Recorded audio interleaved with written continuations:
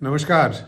A very warm welcome to all of you to this new episode, which will deal with a topic which may be little debatable, and it has been for quite a number of years. And the government has come out with some guidelines in that particular reference.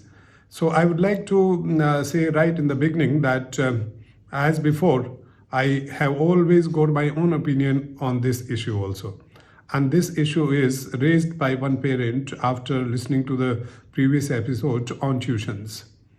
And the issue is regarding the coaching in class 11th, oblique in class 12th, or in graduation or otherwise. And when we talk about coaching, this is particularly related to preparing the children for some competitive examination, to admission in some premier institutions of our country.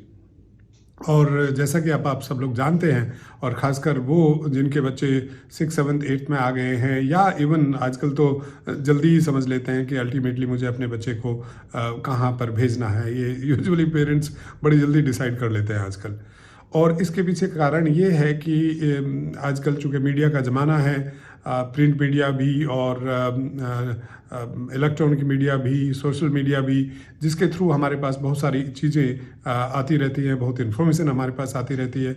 अच्छा, कई बार वो information सही होती है, कई बार उस information में बहुत सारी चीज़ें बढ़ा चढ़ा करके बताई जाती हैं। और इन्हीं चीज़ों को ध्यान में रखते हुए बहुत ही रिसेंटली अभी जनवरी 2024 में सेंट्रल गवर्नमेंट ने कुछ गाइडलाइंस स्टेट गवर्नमेंट्स को भेजी हैं, और उन गाइडलाइंस में ये कहा है कि आप देखिए कि जो कोचिंग सेंटर्स पूरे देश में काम कर रहे हैं, और मैं ये नहीं कहूँगा कि सब कोचिंग सेंटर्स ख़राब हैं या ये ठीक नहीं है या ये बिल्कुल नहीं होना चाहिए। कुछ कोचिंग सेंटर्स बच्चों को बहुत हेल्प कर रहे हैं, बच्चों को बहुत आगे बढ़ने में उनकी सहायता कर रहे हैं, परंतु ये एक ऐसी भेड़ चाल हो गई है जिसमें हमारे बहुत सारे यंग बच्चे उसका विक्टिम भी हो रहे हैं। और जो मैं अभी आपसे बात कह रहा था कि चूँकि सोशल मीडिया के वक्त में सब अपने आप को आगे बढ़ाने के लिए, दूसरे से बेहतर बनाने के लिए कुछ भी बोलने के लिए या लिखने के लिए तैयार हो जाते हैं। और इसके लिए पेरेंट्स को और बच्चों को ये पता लगाना कि इस इन्फॉर्मेशन में कितनी सच्चाई है, कितनी सच्चाई नहीं है, बड़ा ही मुश्किल काम है। और ये वैसे तो देखा जाए कि खाली कोचिंग सेंटर्स के लिए ही लागू नहीं होता, ये मेरे ख्याल से आज हमारे चारों तरफ जितनी भी चीज़ें हैं उन सब में ये चीज़ लागू हो रही है कि बड़ा ही मुश्किल हो रहा है कि किस बात पे विश्वास करें और किस बात पे कितना विश्वास करें। ये थोड़ा सा मुश्किल तो सबके लिए है। और चूँकि बच्चे बहुत सफ़र कर रहे थे और बीच बीच में कुछ इस तरह की घटनाएं भी घटी देश के अलग अलग कोनों में, और ख़ासकर उस शहर में जिसको कि शिक्षा नगरी कहा जा रहा है, just because there are lot many number of coaching centers and many children qualify for those premier institutions admission after studying in those institutions। और मैं तो कितने सालों से इस बात पे देख रहा हूँ कि फैमिलीज़ अपने आप को डिसलोकेट करके उस जगह पहुंच जाती है अपने बच्चों को लेकर के। एक ज़माना था सिर्फ 11वीं और 12वीं के बच्चे जाया करते थे, फिर समय आया कि 9वीं और 10वीं के बच्चे भी जाने लगे, और एक वक्त तो ऐसा आया कि जहाँ 6 क्लास के बच्चे ही वहाँ जाने लगे, या उस तरह के सेंटर्स एक डिफरेंट सिटीज़ में खोल दिए गए उन्हीं इंस्टीट्यूशंस के द्वारा।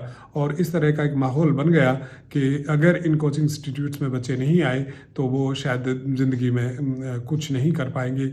और इसका असर ये हुआ कि इतने बढ़ा चढ़ा करके ये बातें की गई कि पेरेंट्स के दिमाग पे और बच्चों के दिमाग में ये बात बैठ गई कि ये ऐसा ही करना पड़ेगा, स्कूल खाली भेज करके काम नहीं चलेगा।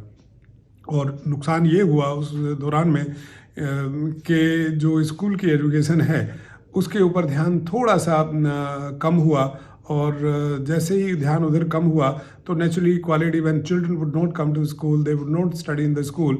सो स्कूल कितना बच्चों के प्रोग्रेस में, जितना उनके डेवलपमेंट में कंट्रीब्यूट कर सकता है, उस कंट्रीब्यूशन का कोई हम एहसास नहीं कर पाए, ना पेरेंट्स कर पाए, ना बच्चे कर पाए, ना बाकी लोग कर पाए। और ऐसा लगने लगा कि कोचिंग नहीं तो ज़िंदगी नहीं। और एक अब वक्त ऐसा आ गया है कि ज़िंदगी ही दाव पे लग गई है।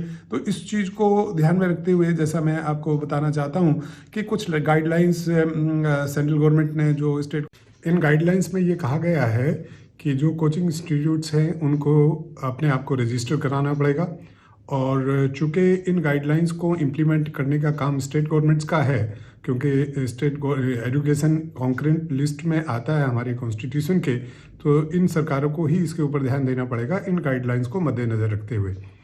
और इसमें मेजर जो बातें हैं मैं आप लोगों से अगर शेयर करूं, उनमें ये है कि कोई भी कोचिंग इंस्टीट्यूट बिना किसी रजिस्ट्रेशन के, वो सरकार के साथ रजिस्ट्रेशन कराना पड़ेगा और उस रजिस्ट्रेशन को कराने के बाद ही ये कोचिंग इंस्टीट्यूट्स काम कर सकते हैं।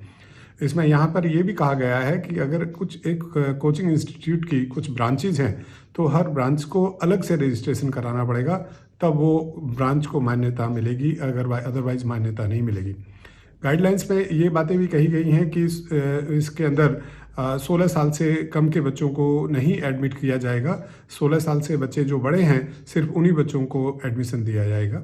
साथ साथ ये भी कहा गया है कि जो टाइमिंग्स होंगे बच्चों के, खासकर जो 16 साल से ऊपर के बच्चे हैं, उनके टाइमिंग्स कोचिंग इंस्टीट्यूट में डिफरेंट होंगे than the timings in their regular institutions of study.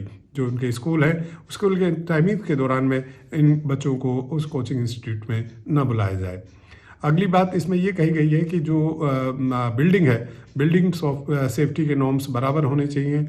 आगे बात ये कही है कि बच्चों का जो इमोशनल जो हेल्थ है उसका ध्यान रखने के लिए काउंसलर्स का होना या उस तरह के टीचर्स का होना जो बच्चों को समय समय पर, अगर वो किसी कारणवश स्ट्रेस में आते हैं या किसी कारणवश कोई तकलीफ में आते हैं तो उनको संभालने के लिए बच्चे वहाँ पे टीचर्स बच्चों को संभालने के लिए होने चाहिए।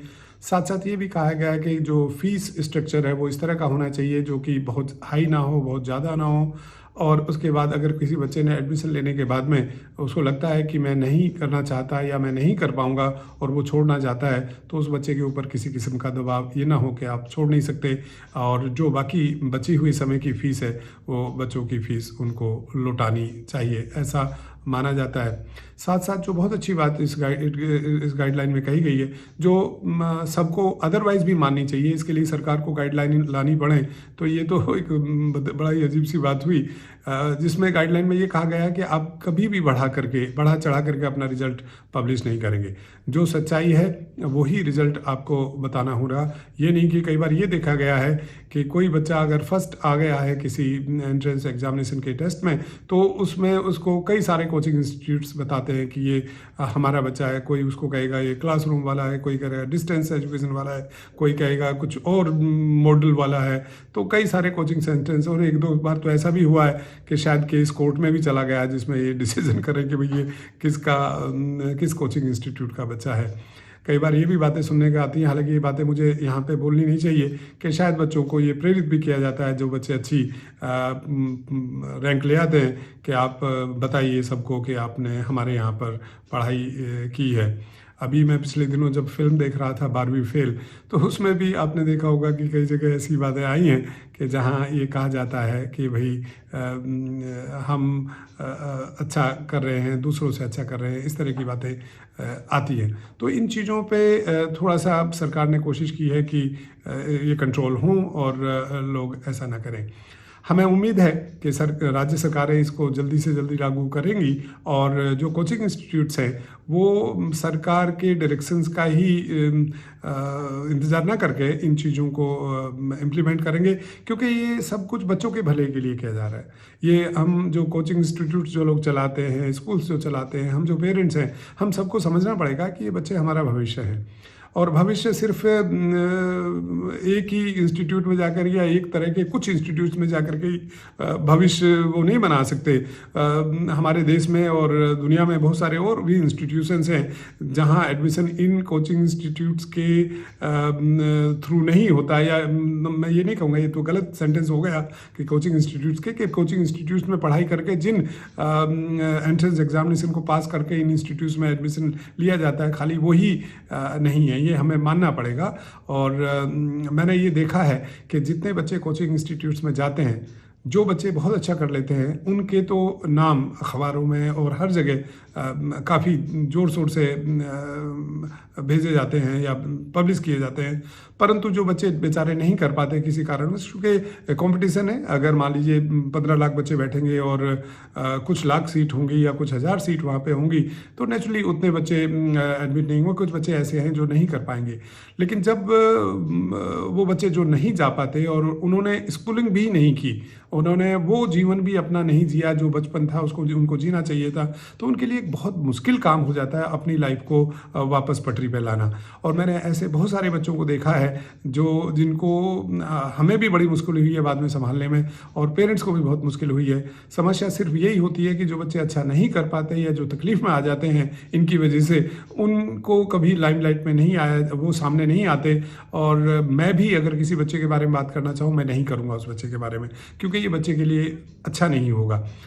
सब उनके लिए तो तारीफ करते हैं। अब अगर हम परसेंटेज की बात करते हैं तो परसेंटेज भी मैं यहाँ पे, चूँकि वो भी एक डिबेटेबल पॉइंट है, कहीं पे मैं पढ़ता हूँ 3% बच्चे ही कर पाते हैं, कई कई जगह पढ़ता हूँ कि 5% बच्चों से ज़्यादा best of the so called best of the coaching institute भी अपने बच्चों को नहीं कर पाता है।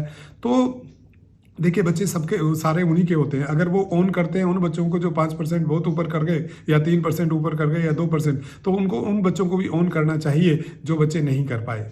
जो नहीं कर पाए उनकी तो खुद की गलती, जो कर गए वो उन्होंने कराया। ये स्कूलों में भी होता है। मैं ये कई बार हम लोग टीचर्स भी ये गलती करते हैं, बच्चे अच्छा कर गए तो हमने इतना अच्छा पढ़ाया था, बच्चे अच्छा नहीं कर गए तो भाई पढ़े नहीं। ये नहीं होता है, ये नहीं होता है। जो बच्चे अच्छा करके गए वो भी पढ़ के गए, फिर उनका भी हमें कोई श्रेय नहीं लेना चाहिए। ये नहीं कहना चाहिए कि मेरी वजह से ऐसा हो गया। अगर हम उनका श्रेय लेते हैं, उन बच्चों का भी हमें जिम्मेवारी लेनी पड़ेगी जो अच्छा नहीं कर पाए।